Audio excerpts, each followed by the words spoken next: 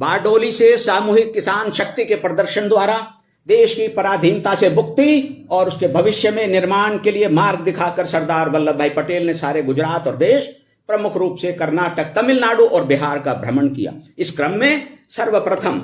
स्वयं बारडोली तहसील के वराड़ गांव का हम उल्लेख करें, जहां 14 नवंबर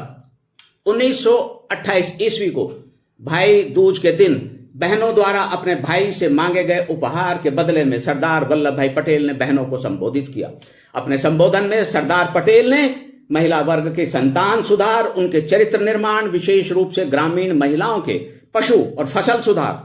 स्वच्छता कार्य में योगदान से समाज और राष्ट्र निर्माण में पुरुषों से भी अधिक उनकी भूमिका का उल्लेख किया और दीर्घकाल तक प्रासंगिक रहने वाले अपने महिला वर्ग संबंधी अनुकरणीय विचार रखे। 18 दिसंबर 1928 ईस्वी को सूरत जनपद की पलसाना तहसील के ऐना ग्राम में स्वराज्य के आत्मनिर्भर और हर प्रकार से विकसित गांव की रूपरेखा उन्होंने प्रस्तुत की। 30 और 31 मार्च तथा 1 अप्रैल 1929 ईस्वी को मोरबी में काठियावाड़ राजनीतिक परिषद की अध्यक्षता करते हुए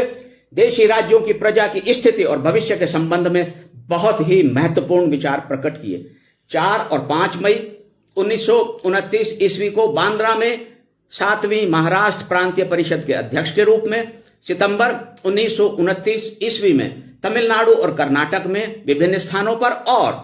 दिसंबर 1929 ईस्वी में बिहार में जनसभाओं, विशेष रूप से किसान सभाओं में सरदार वल्लभ भाई पटेल ने देश की स्थिति, पराधीनता से मुक्ति और भारत के भारतीयों द्वारा ही पुनर्निर्माण के बारे में आज तक भी प्रासंगिक रहने वाले अपने विचार रखे। वे सभी भाषण समीक्षा के लिए हमारे लिए उपलब्ध हैं। देशवासियों का उनके अध्ययन और विश्लेषण का मेरा आह्वान है। अपने अनेक बेजोड़ कार्यों और दीर्घकाल तक प्रासंगिक रहने वाले विचारों के बल पर सरदार वल्लभ भाई पटेल बारडोली सत्याग्रह के बाद पहले से भी और बड़े तथा अग्रिम पंक्ति के एक राष्ट्रीय नेता के रूप में स्थापित हो गए थे। इस बात को स्वयं पंडित मोतीलाल नेहरू ने, जो उस समय भारतीय राष्ट्रीय कांग्रेस के अध्यक्ष थे, सार्वजनिक रूप से स्वीकार किया था। सरदार साहब का इसीलिए वर्ष 1929 ईस्वी के ऐतिहासिक लाहौर कांग्रेस के अध्यक्ष पद के लिए नाम भी प्रस्तावित हुआ, लेकिन पंडित मोतीलाल नेहरू ने गांधी जी से अपने पुत्र पंडित जवाहरलाल नेहरू को उनके बाद अध्यक्ष बनाए जाने का विधिवत एक पत्र लिखकर अनुरोध किया। यद्यपि सरदार पटेल को लाहौर कांग्रेस की अध्यक्षता के लिए नेहरू जी से अधिक समर्थन प्राप्त था, फिर भी गांधी जी के कहने पर उन्होंने उस ऐतिहासिक कांग्रेस अधिवेशन की अध्यक्षता जवाहरलाल जी के लिए छोड़ दी, जिसमें देश के लिए पूर्ण स्वराज्य की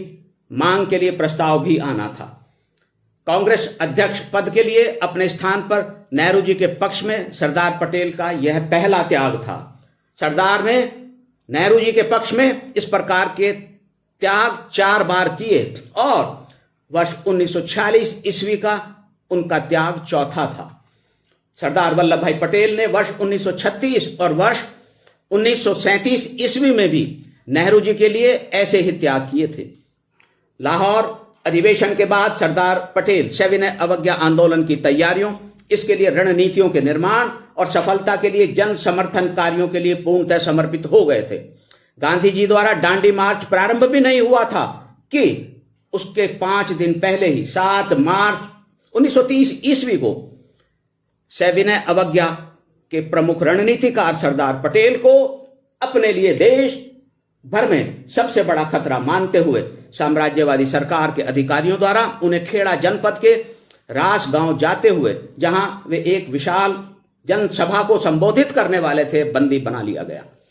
इतिहास इस बात का साक्षी है कि उनकी गिरफ्तारी पर अहमदाबाद की गलियों में अभूतपूर्व जन सैलाब उमड़ा था। स्वयं गांधी जी के नेतृत्व में लगभग 75,000 लोग साबरमती नदी के तट पर पहुंचे थे। वह जनसमूह एक जनसभा में परिवर्तित हो गया था और उसमें उपस्थित